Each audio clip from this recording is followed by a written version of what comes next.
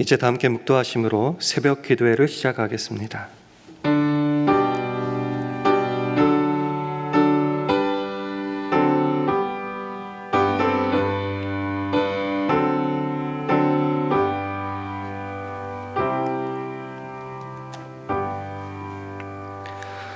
그러므로 우리가 긍휼하심을 받고 때를 따라 돕는 은혜를 얻기 위하여 은혜의 보좌 앞에 담대히 나아갈 것이니라. 아멘. 하나님 아버지, 오늘 하루를 살아갈 호흡과 건강을 주시고 새벽 기도를 나와 주님의 은혜를 받게 하시니 감사합니다. 오늘도 우리가 단순하고 반복적이며 그러면서도 때로 힘든 날을 살아가야겠지만 주님의 자비와 은혜를 힘입어 필요한 때에 도움을 받을 줄 믿고 미리 감사와 찬송을 올려드립니다. 날마다 우리 짐을 지시는 구원의 하나님에 대한 감사와 감격이 우리로 오늘이라 일컫는 매일의 삶을 성실히 살아가게 함을 믿습니다. 그래서 주님이 우리를 심으신 일상의 자리에서 오늘도 착하고 충성된 종이라 칭찬 듣는 우리 모두가 되기를 간절히 바랄 때에 예수님 이름으로 기도합니다. 아멘. 다 함께 찬송가 424장 함께 찬송하겠습니다.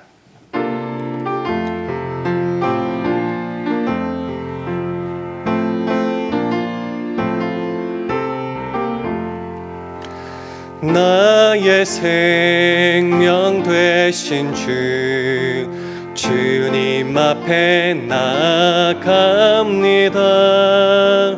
주의 흘린 보혈로 정케하사 받아주소서. 날마다 주를 찬송하겠네.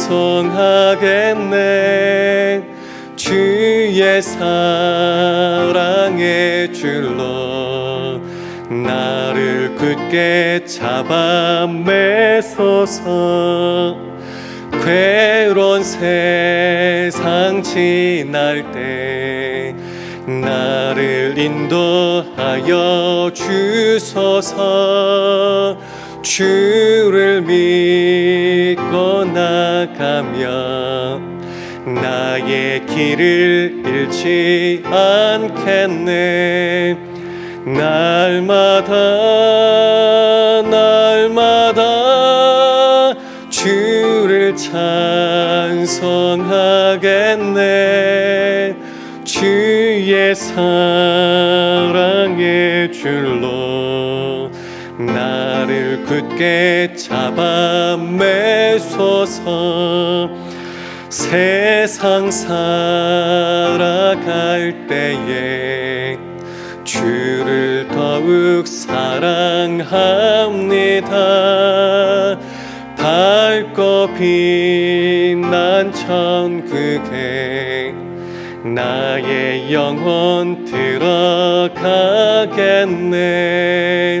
날마다 주를 찬송하겠네. 주의 사랑의 줄로 나를 굳게 잡아 매소서. 아멘. 하나님의 말씀은 마태복음 25장 21절 말씀입니다. 신약성경 44면 마태복음 25장 21절 말씀 함께 봉독합니다. 마태복음 25장 21절 말씀을 다 함께 봉독하겠습니다. 시작. 그 주인이 이르되 잘하였도다 착하고 충성된 종아, 네가 작은 일에 충성하였음에 내가 많은 것으로 네게 맡기리니 네 주인의 즐거움에 참여할지어다 하고. 아멘. 할렐루야. 새벽 기도에 나오신 여러분들에게 하나님의 은혜와 평강이 함께하기를 원합니다. 우리 주위 분들과 샬롬으로 인사하는 시간 가지겠습니다. 샬롬. 샬롬. 우리는 주님 오실 그날까지 오늘이라 일컬어지는 그날을 살아가야 할 겁니다. 한번 질문 드려볼까요? 여러분은 그 하루하루 일상을 어떻게 살아가고 계십니까? 일상이란 말의 뜻은 매일 반복되는 생활이라는 말입니다. 데일리 라이프라고 말하기보다는 루틴이라고 표현하는 게 더 정확할지도 모르겠습니다. 신앙 안에서 날마다 신나는 모험을 떠나고 계십니까? 아니면 반복되는 지루하고 단순한 그러면서도 힘든 일이기에 속상하고 힘들어하고 계십니까? 누군가는 죽지 못해 살아간다는 말을 하기도 합니다. 그들에게 있어서 이 일상이라는 것은 피해야 되고 부정해야 되고 피곤한, 그래서 그들에게 있어서 가장 큰 선물이라고 한다면 빨리 죽어 저 천국에 가는 게 될지 모르겠습니다. 그런데 말이죠, 그런 생각을 가지고 저와 여러분도 살아간다면은 이 세상은, 더 나아가서 우리가 매일 반복되며 살아가고 있는 일상이라는 것은 무가치하고 아무런 의미가 없을 겁니다.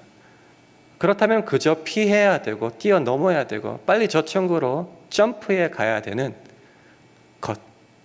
그래서 이 일상에서 기독교인으로서의 삶을 의미를 찾을 이유도 방법도 없다라는 것입니다. 그러나 성경을 통해서 보면 우리의 일상, 이 세상에서의 삶이라는 것은 그렇게 무가치하고 의미 없는 것이 아닙니다. 창세기에서부터 시작해 보자면은 하나님은 말씀으로 이 땅을, 우리가 살아갈 이 세상을 창조하셨습니다. 죄를 저질러서 타락하지 않았냐 말씀하실지 모르겠지만 구약 성경을 통해서도 계속 살펴보면은 하나님께서는 이 땅에 임재하여 주셨고 수많은 역사를 통하여 우리 가운데, 이 땅 가운데, 매일의 삶 가운데 일하고 계셨다라는 거죠. 예수님은 어떻습니까?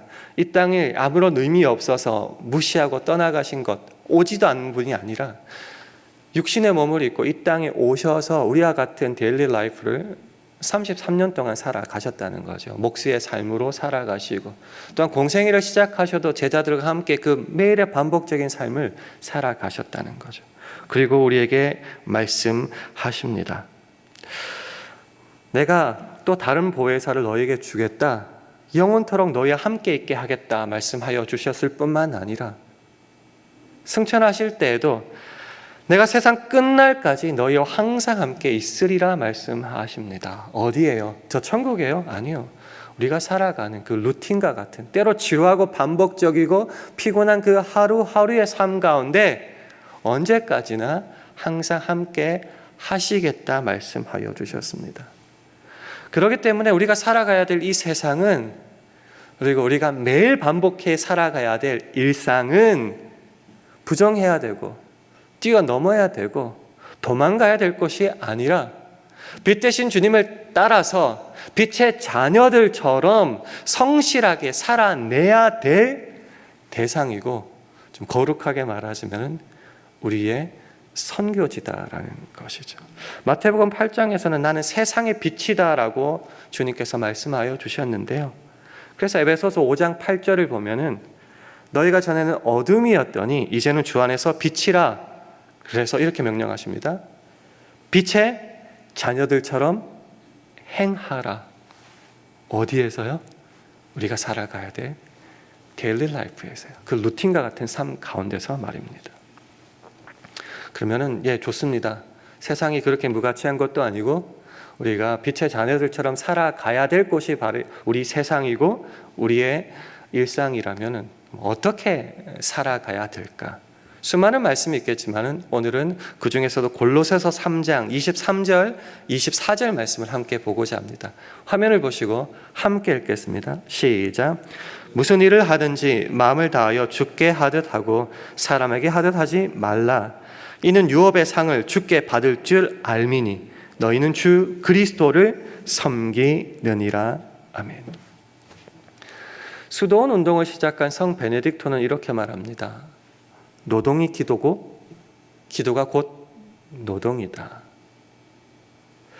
개혁주의 직업관과 윤리관에서도 똑같이 말합니다. 노동이 기도다. 노동이 기도라고 해서 우리는 이제 일하면서 기도하는 삶을 생각합니다. 집에서 가정주부라도 밥하고 청소하고 그런 모든 가정 속에서도 중간중간 기도하는 것. 직장에 나가서 사업을 하거나 그 모든 일들을 공부를 하거나 할 때에도 그 중에서도 짬을 내서 기도하면서 하루하루를 살아라고 말을 하는데, 사실 이 말의 원래 뜻은 노동 자체가 곧 기도다라는 겁니다. 이해하기 좀 힘드시죠? 계속하여 반복하지만은 일상이라는 것은 사실 여러분 그렇지 않습니까? 아침에 일어나서 잠자리에 누울 때까지 하루하루가 그렇게 다이나믹하고 재미있고 다양한 삶이 펼쳐지는 것은 잘 없습니다. 매일 그날이 그날 같고 해야 될 일도 거의 다 정해져 있는 삶인 것 같습니다. 그런데도 우리가 기억해야 될 것은 주님께서 항상 우리와 함께 계시고 우리가 하는 모든 일들 가운데 동행하고 계신다라는 거죠.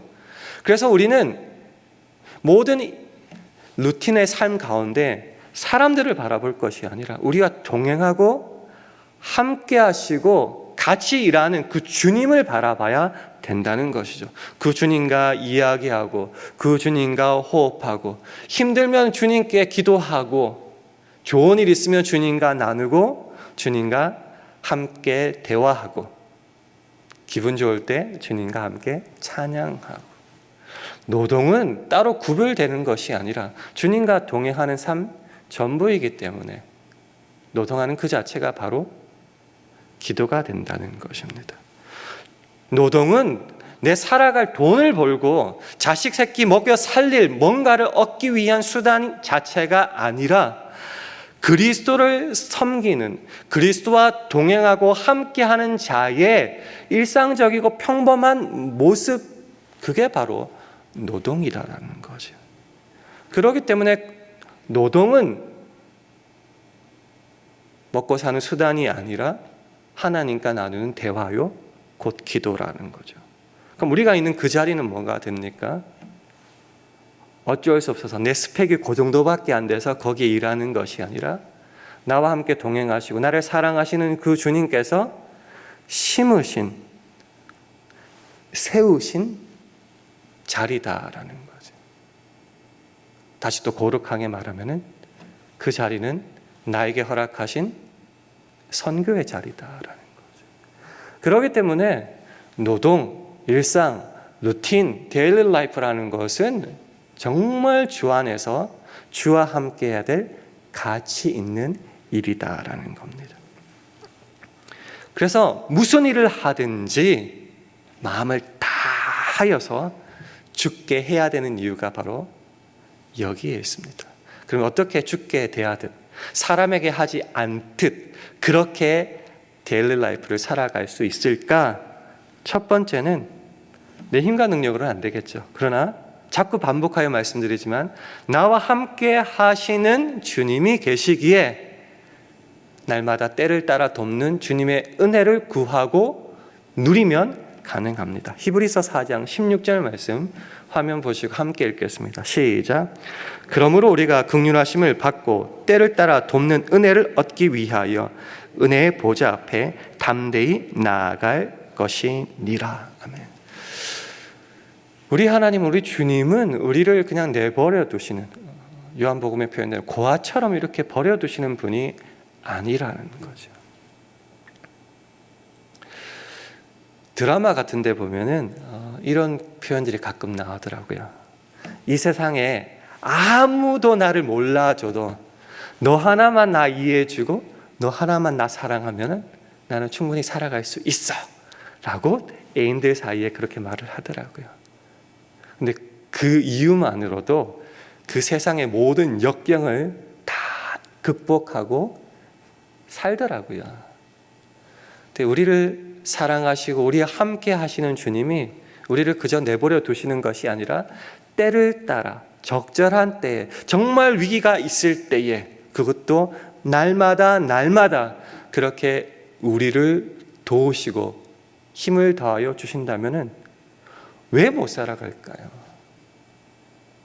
원수가 나와 함께 하는 것도 아니고 나를 사랑하는 그 주님이 나와 함께 하시는데 그것도 때마다 일마다 도와주시는 능력과 힘과 모든 기회들을 주시는데 왜 우리가 날마다 모든 일에 힘을 다하여서 죽게 하듯 하지 않아야 되겠습니까?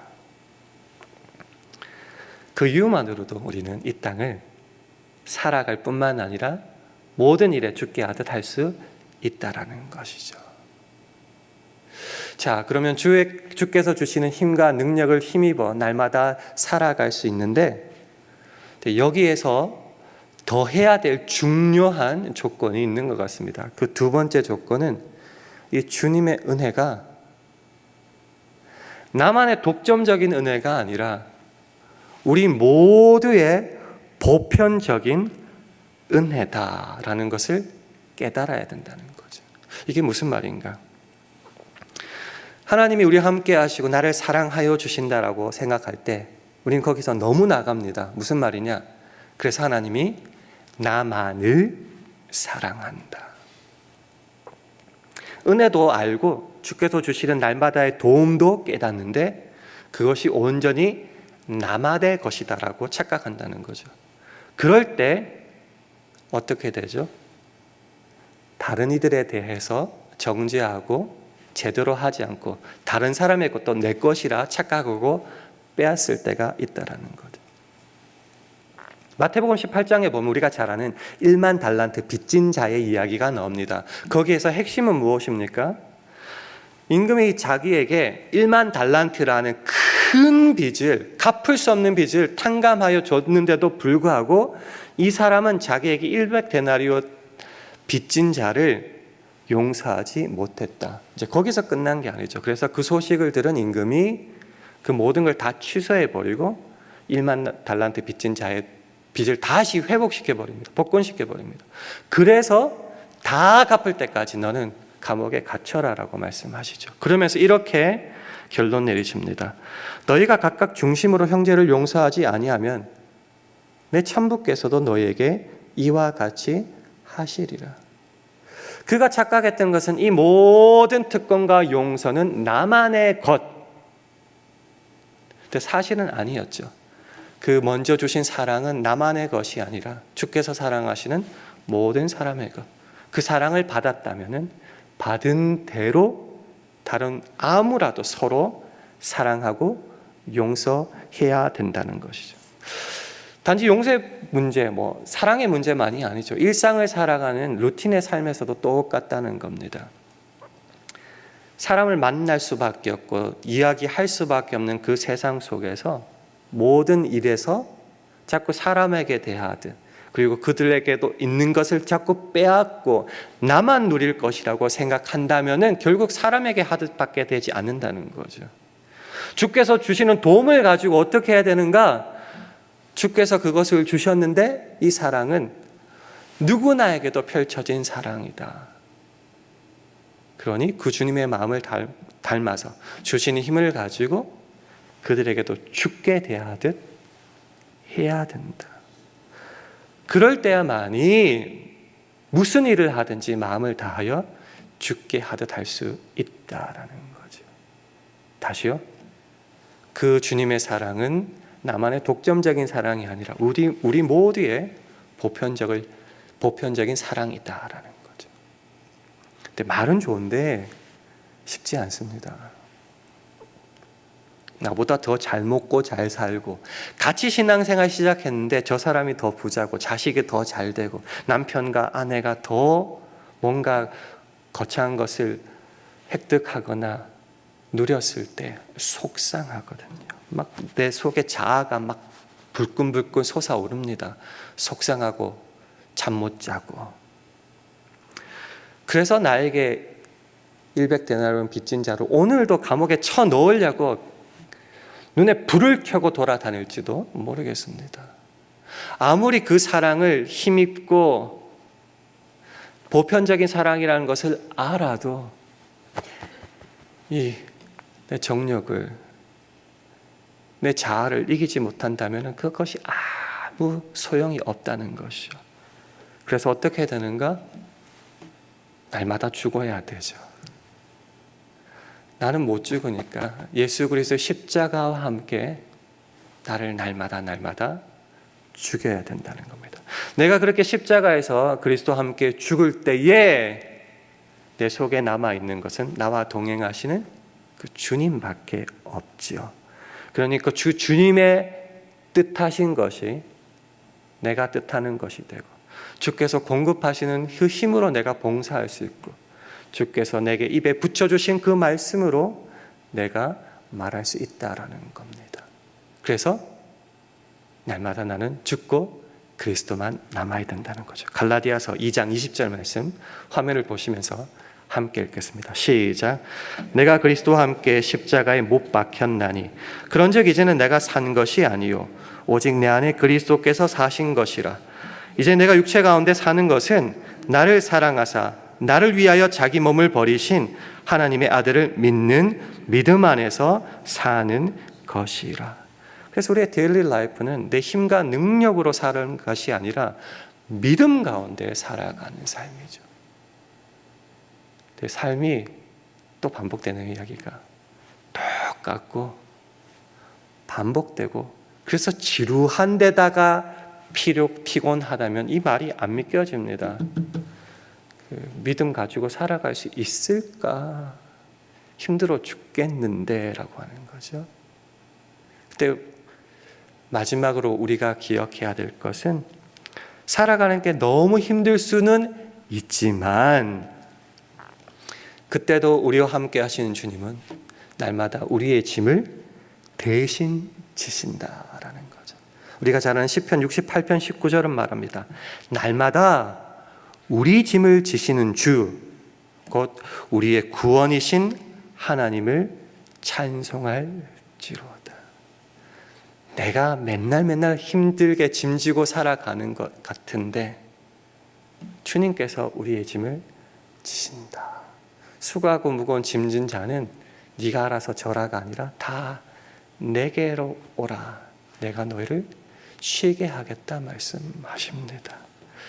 그래서 일상은 우리의 힘과 능력을 가지고 살아가는 삶이 아니라 결국은 우리와 동행하시고 힘주시고 결국 우리의 짐까지 져주시는 주님을 믿는 믿음 안에서 살아가는 삶입니다. 그래서 우리는 믿음 안에 이 삶을, 이 루틴을, 일상을 주님 오시는 그날까지 날마다 살아가야 되고 또 살아갈 수 있다는 거죠. 이게 의미가 있는가? 피곤한데? 아니요, 충분한 의미가 됩니다. 본문을 읽고 본문이 왜 안 나와라고 생각하시는 분들, 이제 나왔습니다. 마태복음 25장 21절 한번 화면을 보시고 읽어보겠습니다. 시작. 그 주인이 이르되 잘하였도다 착하고 충성된 종아, 네가 작은 일에 충성하였음에 내가 많은 것으로 네게 맡기리니 내 주인의 즐거움에 참여할지어다 하고. 물론 달란트에 대한 칭찬이겠지만 착하고 충성된 종아, 왜 이런 칭찬을 받게 되었을까? 네가 작은 일에 충성하였음에. 저는 이것을 데일리 라이프 루틴, 일상으로 보고 싶다는 거죠. 아무도 신경 쓰지 않아서 대부분의 사람들이 땅에 파묻어 버리고 포기해 버리고 넘어가 버리고 억지로 살아가는 그 세상에서 누군가는 주와 동행하며 주의 말씀을 붙잡고 그 하루하루를 지겹고 반복적이고 피곤한 하루를 열심히 살아내었는데 힘만 드는 것이 아니라 그것 자체가 주님의 칭찬의 대상이 되었다는 겁니다. 뿐만 아니라 우리에게 많은 것을 맡길 충분하고 넉넉한 이유가 됐다는 것. 더하여서 주님의 즐거움에 참여할 명분까지 되었다라는 거죠. 사실 그거 했다고 뭐가 달라지고 뭐가 거창하고 뭐가 아름답겠습니까? 그러나 그것을 보시고 주님은 그 넉넉한 은혜를 더하여 주셨다라는 거죠. 무슨 일을 하든지 마음을 다하여 죽게 하듯 하면은 그 유업을 받게 되는 일이 여기서도 동일하게 표현되는 것입니다. 말씀을 맺겠습니다. 오늘 하루 또 시작되었습니다. 새벽기도 나오시는 분들이라면 일어나는 시간 다 똑같겠죠. 거의 알람 맞춰놓고 거의. 아니면 자동으로 일어나더라도 일어나는 시간 거의 똑같지 않습니까? 운전하는 시간 똑같고 기도하는 시간 웬만하면 똑같고 아침 먹고 점심 먹고 저녁 먹는 시간 거의 똑같습니다. 직장 가시는 분 직장에서 뭐 일이 뭐 달라집니까? 그 일이 그 일 같고 또 그 일이 그 일 같고. 그렇지만 우리가 잊지 말아야 될 것은 그 모든 순간 가운데 우리를 사랑하실 주님은 언제나 함께 하십니다. 노동은 일이 아니고 수단이 아니고 주님과의 동행이요 주님께 드리는 기도다. 그러니 그 주님 앞에 날마다 때를 따라 돕는 그 은혜를 구하면 돼요. 그래서 기도죠. 그리고 그렇게 할 때에 잊지 말아야 될 것은 나만을 위한 사랑이 아니라 모두를 위한 보편적 사랑이기에 죽게 하듯 모든 클라이언트, 모든 커스터머, 모든 만나는 사람에게 그 주님을 대하듯이 하면 돼요. 자아가 솟아오른다? 주께 기도하며 날마다 죽여야 되죠. 그럴 때 주님은 주님의 뜻을 우리들에게 분명히 밝혀 보이신다. 그래도 힘들다? 모든 짐을 지시는 주님께, 그 구원의 주님께 맡기면 된다. 그러니 오늘도 우리는 일하러 가는 것이 아니라 주님 만나러 가고 죽지 못해 나가는 것이 아니라 주의 이름을 들고 선교하러 나간다라는 겁니다. 그래서 이 하루는 신나는 믿음의 모험이다라는 결론으로 가게 되는 겁니다. 이 하루 어떻게 살아가시겠습니까? 오늘 말씀 한번 잘 생각해 보시고요. 기도하면서 오늘도 주님 만나러 가게 하시니 감사합니다. 주님께 은혜 받게 하시니 감사합니다는 기도로 우리들의 일상으로 나갈 수 있는 저와 여러분 되기를 주님의 이름으로 축원합니다. 우리 함께 기도하실 때 주님 오늘 하루도 말씀을 붙잡고 일상에서 모든 일을 마음을 다하여 죽게 하듯 하게 하옵소서 기도해 주시기 바랍니다. 우리 샬롬교회와 가정, 직장과 사업 자녀들을 붙잡아 주셔서 우리와 함께 하시는 주님의 동행하심과 때를 따라 돕는 은혜를 의지함으로 그 모든 곳에서 착하고 충성된 종이라 칭찬받게 해달라고 기도해 주시기 바랍니다. 주님 오늘 하루도 성령 충만하게 해주셔서 우리가 있는 그곳에서 하나님의 영광만을 드러내게 하옵소서. 우리 합심하여 함께 기도하겠습니다.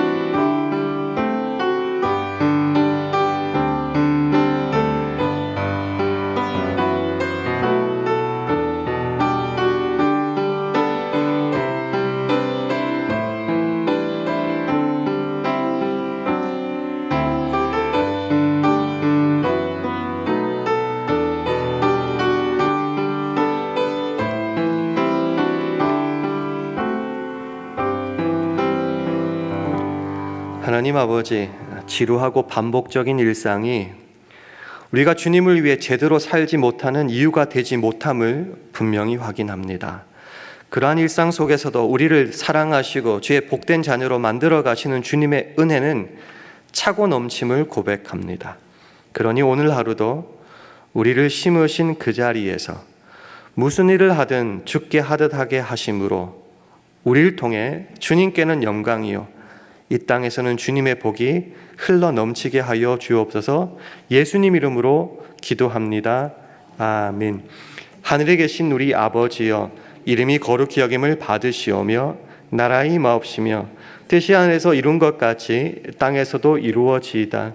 오늘날 우리에게 일용할 양식을 주옵시고 우리가 우리에게 죄 지은 자를 사하여 준 것 같이 우리 죄를 사하여 주옵시고 우리를 시험에 들게 하지 마옵시고 다만 악에서 구하옵소서. 대개 나라와 권세와 영광이 아버지께 영원히 있사옵나이다. 아멘.